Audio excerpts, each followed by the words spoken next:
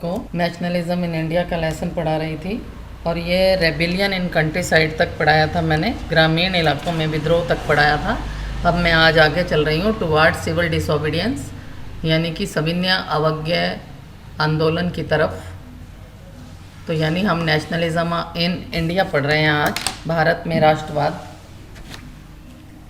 तो सबसे पहले withdrawal of non cooperation movement, ये बता रही हूँ मैं आपको। असहयोग आंदोलन की वापसी। At Chaura Chauri in Gorakhpur 22 policemen were burnt alive. Mahatma Gandhi decided to withdraw from the non-cooperation. He felt satyagrahis needed to be trained before any mass struggle. Chaura Chauri Gorakhpur में जो है बेटा, वहाँ पर 22 पुलिसमैन को जिंदा जला दिया। महात्मा गांधी ने ये सोच लिया कि अब मुझे नॉन कॉपरेशन मूवमेंट जो है ये वापस लेना पड़ेगा। ये देखिए, आपको मैं ऊपर पिक्चर में दिखा रही हूँ, ये दिस चौरा चौरी में। At Chaura Chauri in Gorakhpur a peaceful demonstration in bazaar turned into a violent clash with the police. Hearing of the incident Mahatma Gandhi called a halt to the non cooperation movement. ये इसका बता रखा है 1922 में। अब Gandhi ji non cooperation movement को वापस क्यों ले रहे थे? क्योंकि वो ये चाहते थे कि सब लोग अहिंसा के रास्ते पे चलें। वो चाहते थे कि सत्याग्रहीस को भी ट्रेनिंग देने की जरूरत है। With in the Congress also some leaders were tired of mass struggle and wanted to participate in the provincial elections. Provincial बोलते हैं प्रांतीय चुनाव। कुछ कांग्रेस के जो लीडर थे वो भी थक चुके थे इस मास स्ट्रगल से और वो चाहते थे कि अब हम प्रोविंशनल इलेक्शंस कराएं। CR दास, मोतीलाल नेहरू, ये देखिए CR Das, Motilal Nehru formed the Swaraj party. इन्होंने अपनी स्वराज पार्टी बना ली थी। But young leaders like Pandit Jawaharlal Nehru and Subhash Chandra Bose believed in the more radical movement for complete independence. लेकिन जो हमारे यंग लीडर्स थे, जैसे पंडित जवाहरलाल नेहरू थे, सुभाष चंद्र बोस थे, ये चाहते थे कि रेडिकल मूवमेंट शुरू हो। रेडिकल कहते हैं बेटा उग्र मूवमेंट शुरू हो फॉर कंप्लीट इंडिपेंडेंस, ताकि हमें फुल इंडिपेंडेंस मिल सके। 2 factors shaped Indian policies after 1920, effect of world wide economic crisis and fall in agriculture prices. Peasants found it difficult to pay their revenue. Peasants को revenue देना मुश्किल हो रहा था। अब हम आपको आगे बता रहे हैं Simon commission. New Touré government in Britain constituted A statutory commission. Statutory बोलते हैं वैधानिक आयोग। अंडर सर जॉन साइमन, इन्होंने एक ब्रिटेन की गवर्नमेंट ने एक वैधानिक आयोग सर जॉन साइमन के अंडर फॉर्म किया, जिसका कि नेता सर साइमन था, sir John Simon. The commission was to look into the functioning of the constitutional system in India.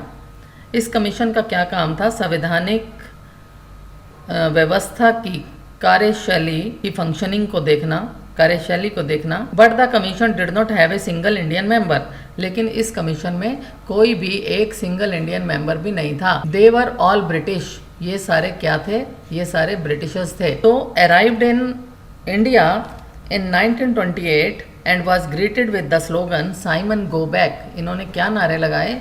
Simon go back के नारे लगाए। इन्होंने काले झंडे दिखाए और कहा कि तुम वापस चले जाओ। ऑल पार्टीज इंक्लूडिंग मुस्लिम लीग पार्टिसिपेटेड। कहते इसमें सारी पार्टीज जो थी मिलकर उनको झंडे दिखा रही थी कि और मिलकर वापस जाने के लिए कह रही थी। Viceroy Lord Irwin gave an offer of dominion status to India and round table conference for decisions in December 1929। दिसंबर में देखिए 1929 में under the presidency of Jawaharlal Nehru Lahore Congress session demanded Purna Swaraj. कहते हैं 1929 में जवाहरलाल नेहरू के प्रेसिडेंसी के under presidency of Jawaharlal Nehru एक लाहौर कांग्रेस सेशन हुआ, जिसमें पूर्ण स्वराज की डिमांड कर दी गई। Purna Swaraj mean full independence for India की डिमांड कर दी गई।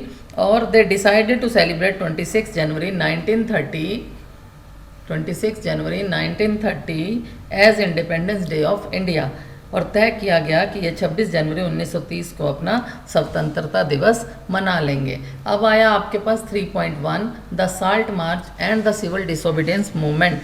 On 31 January 1930 Mahatma Gandhi sent a letter to viceroy Irwin with 11 demands. उस समय जो वायसराय था ब्रिटिश गवर्नमेंट का, वो था इरविन।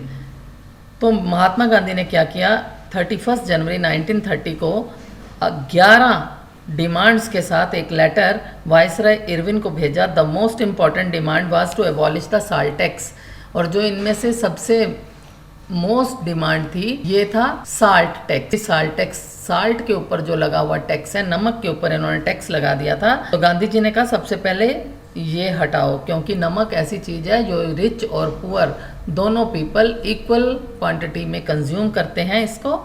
और tax on the salt was most oppressive face of the British rule. Irwin was unwilling to negotiate, Irwin कहीं भी मानने के लिए तैयार नहीं था। And Mahatma Gandhi started Dandi march, और महात्मा गांधी ने अब क्या किया, डांडी मार्च स्टार्ट कर दी। अब स्टार्टेड साल्ट मार्च, इसको डांडी मार्च को हम साल्ट मार्च भी बोलते हैं। Started salt march with 78 followers, 78 followers थे उस समय जब गांधी जी डांडी की यात्रा के लिए चले। 240 माइल्स वॉक, ये कितने मील की दूरी थी। इन्होंने साबरमती आश्रम, गुजरात से गांधी आश्रम इन साबरमती है जो गुजरात में, वहाँ से ये यात्रा स्टार्ट की थी और डांडी की कोस्ट तक जाना था इनको। डांडी एक विलेज का नाम है और वहाँ तक कोस्ट पे जाके इन्होंने वहाँ नमक बनाना था अपने हाथों से। तो ये 240 मील दूर था। तो इन्होंने 10 मील की यात्रा रोज़ाना की, यानी walked for 24 days 10 miles a day, started from Sabarmati Ashram to Gujarat coast of Dandi. On 6th April, he reached Dandi and manufactured salt by violating British law. 6 अप्रैल को वो डांडी पहुंच गए और उन्होंने खुद अपने हाथों से नमक बनाया और ब्रिटिश लॉ की धज्जियां उड़ा दी, वायलेट किया उसको।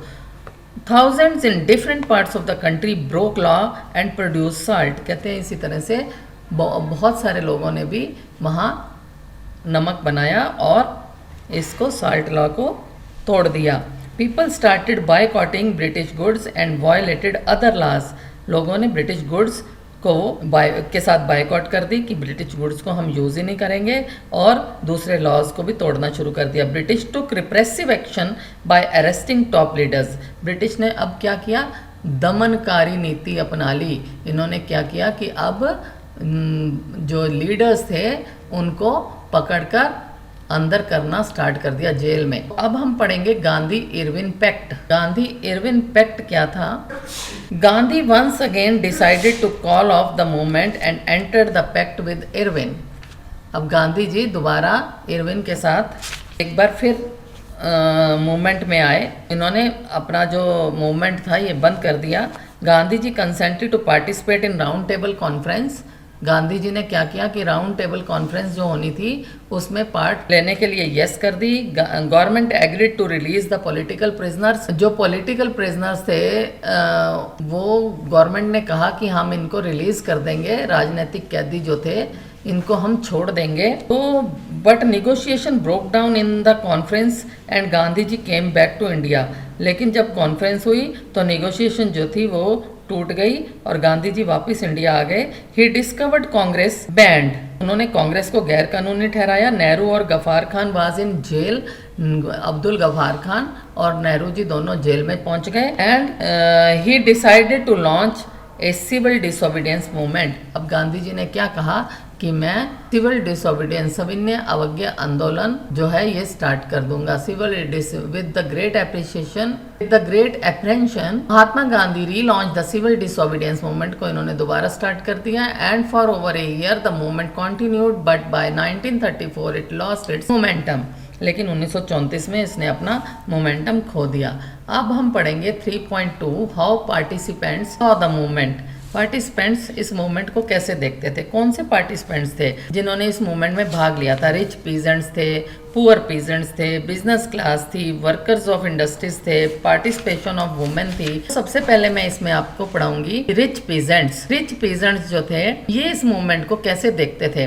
Rich peasants were hard hit by the trade depression and falling prices. जो रिच पीजेंट थे ये सबसे हार्ड हिट थे, इन्हें सबसे ज़्यादा धक्का लगा था क्योंकि व्यापार में मंदी और गिरती कीमतों से ये बहुत परेशान थे। Trade depression and falling prices, high revenue against struggle, ये हाई रेवेन्यू के अगेंस्ट थे। इन्होंने हाई रेवेन्यू के अगेंस्ट ये स्ट्रगल स्टार्ट किया था। रेवेन्यू कहते हैं बेटा लगान को। ये रहा government revenues demand. Cash income declined, इनकी कैश इनकम जो थी वो डिक्लाइन होने लग गई थी as their cash income disappeared. Found it difficult to pay the government revenue, और ये गवर्नमेंट रेवेन्यू को पे करने में बड़ी डिफ़िकल्टी महसूस कर रहे थे, इसलिए ये चाहते थे कि गवर्नमेंट जो है इनके टैक्स को, रेवेन्यू को कम कर दे।